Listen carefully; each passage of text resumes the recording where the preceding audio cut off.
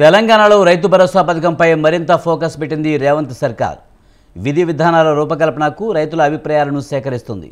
ఇందులో భాగంగా హైదరాబాద్ మినహా ఉమ్మడి జిల్లాల వారీగా అన్నదాతల అభిప్రాయాలు, సూచనలు తీసుకునేందుకు చర్యలు చేపట్టింది.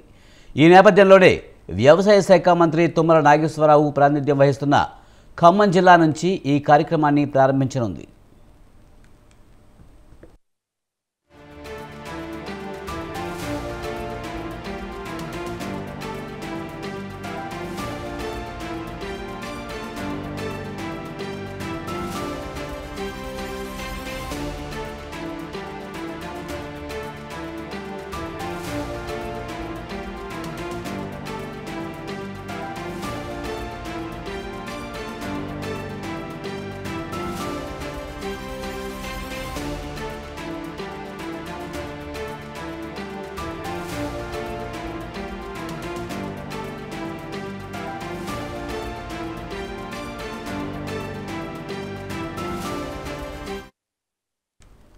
నలుగురు మంత్రులు ఖమ్మం జిల్లాలో పర్యటించనున్నారు.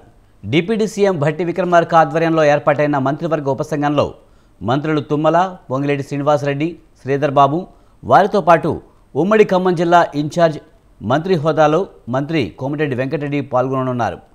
ఖమ్మం కలెక్టరేట్లో జరిగే కార్యక్రమానికి ఖమ్మం, భద్రాద్రి కొత్తగూడెం జిల్లాల కలెక్టర్లు, వ్యవసాయ శాఖ అధికారులు, రైతులు, రైతు సంఘాల ప్రతినిధులు, రాజకీయ పార్టీల నాయకులు హాజరు కానున్నారు. ఇందులో ప్రధానంగా రైతు భరోసా విధి విధానాలపై అభిప్రాయాలను సేకరించనున్నారు.